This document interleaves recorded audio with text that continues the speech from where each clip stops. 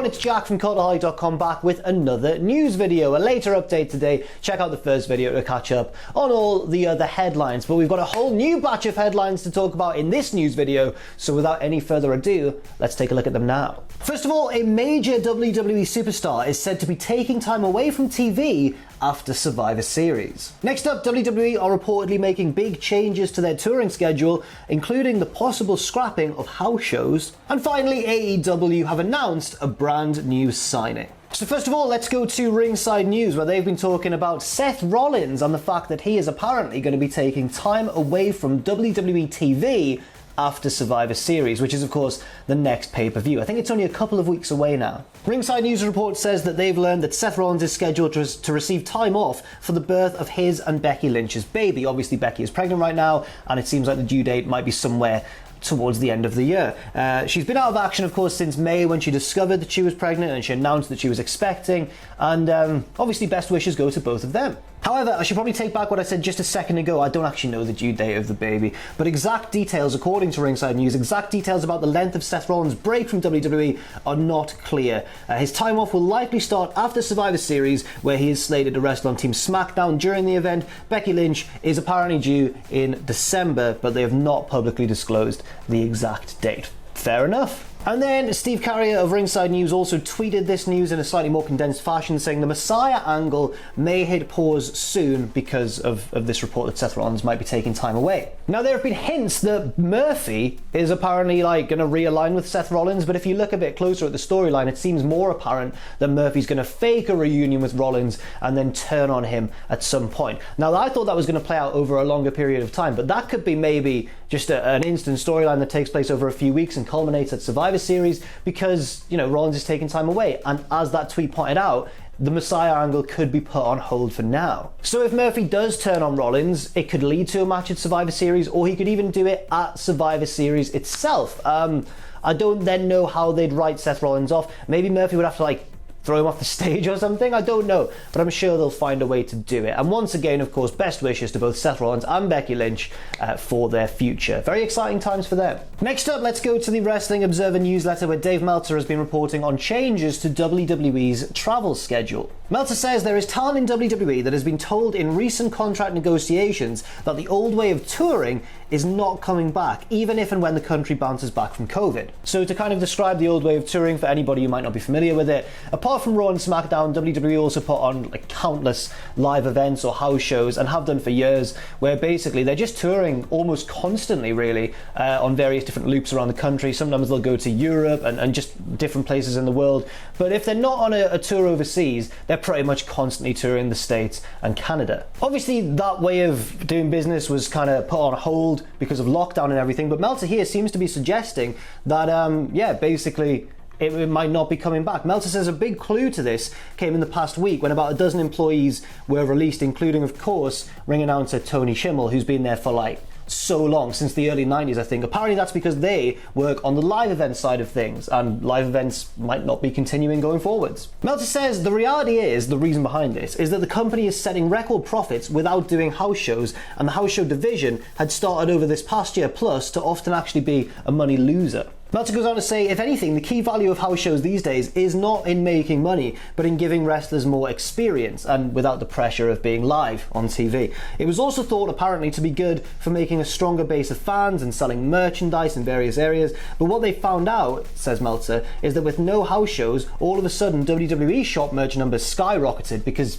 you can't buy them at live events. Total merch sales, therefore, ended up being almost identical to when there were shows, which shocked everyone, apparently. In theory, goes Meltzer on to say, the lack of house shows will slow the progress of the younger talent, though, particularly the athlete types that WWE have signed who didn't have years learning in the ring or independent shows, but that is more of an NXT issue. He closes by saying the pandemic has turned into a learning experience because the less travel, less matches, less exhaustion and wear and tear has led to fewer injuries and will likely lengthen careers at the top level. Very good point at the end there, of course, obviously, because we've heard from so many interviews and stuff, often from wrestlers who've just left WWE, saying things like, the big difficult part is the exhaustive touring schedule. It's just non-stop. This can have various different effects on WWE as a whole, because you might think, oh well, if it's just live events getting cancelled but I only watch on TV, it's not going to change anything. I don't think that's quite the case. Meltzer there already explained that it's going to be harder for younger or less experienced wrestlers to get experience, and also I feel like maybe it'll lead to, I guess, well, as mentioned, Meltzer's again mentioned less injuries, but I feel like it could perhaps lead to maybe an increase in ratings. Is that an outrageous prediction to make? I don't know. It might be a little bit disconnected. My thinking is, if you can't go and see a WWE show in your local area, are you more likely then to just tune in on TV and not miss it? I don't know. That might be a bit of a stretch. But of course, commiserations as always to those who lost their jobs because of this decision, or apparently because of this decision, because live events do create jobs and opportunities, not for the people in the ring, for the crew and everybody involved. So that is very sad to hear indeed. Next up, Cody Rhodes recently appeared on the AEW Unrestricted podcast with Tony Schiavone and Aubrey Edwards to talk about a variety of different things. But one of the most insightful things he talked about was the unique contract setup of AEW. So Cody gave the following details. He said that agreed to appear is tier 0, meaning that you'll get a bonus, but you're not officially, I guess, signed with the company. You've agreed to appear on the show. He mentioned that they get some kind of like 5-day run or something like that, because he went on to explain basically that the way the pandemic's occurred and everything, it's put a lot of indie wrestlers out of a job. So it's better for them to get these opportunities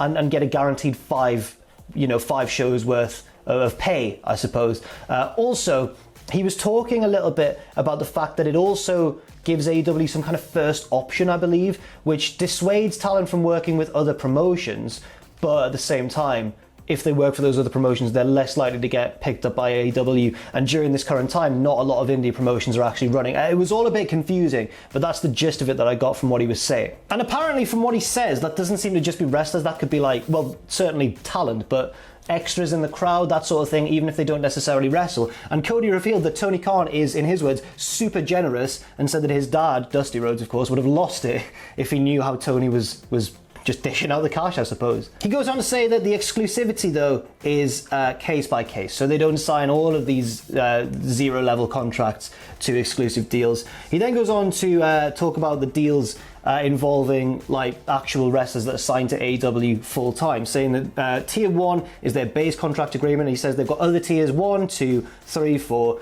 and tier Jericho. I don't think it's a surprise to learn that Jericho is probably the highest earner in AEW.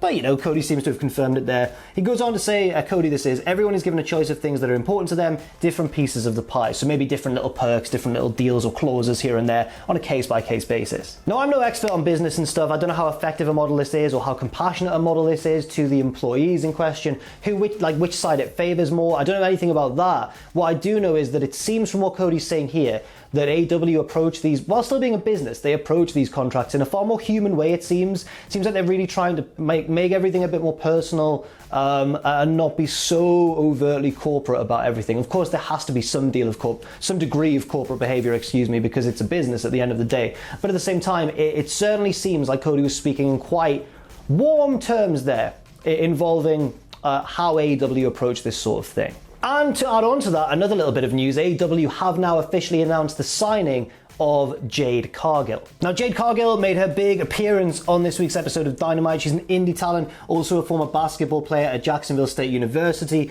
also a fitness model as well, who offers diet and exercise subscription plans on their website. She's got a lot of different things going on, and just seems to be one of those people who's just a natural athlete, just good at physical activity. It makes you sick, doesn't it? I wish I was that sort of person. But yes, Cargill made her debut on Dynamite this week. She interrupted Cody, she talked a lot of trash to him, and then she teased that Shaquille O'Neal was going to appear and, in theory, challenge Cody. Then Brandy came out and cut a fire promo on her, and they had to be separated, and the segment continued.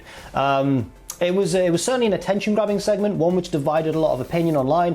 I quite enjoyed it. I know that a lot of people didn't, but it's obvious that Jade Cargill has something about her. I've never seen her wrestle. I'd really like to see her in the ring and see what she can do. Obviously, being a former collegiate athlete, a basketball player, and a fitness model, and somebody who seems to be an expert on diet and nutrition, you'd imagine that she's in pretty good condition, wouldn't you? In a press release, Jade Cargill said, "I joined AEW because here I have a voice. I'm ready to shake up the women's division, and I'm going to flip this promotion on its head. It's also worth noting that Cargill was part of a WWE tryout camp at the Performance Center in April 2019, according to WWE.com. So exciting times there for Jade Cargill and pre-existing fans of Jade Cargill and AEW as well. Now on to our last news video, or last news topic, excuse me, of the day, and my favorite one.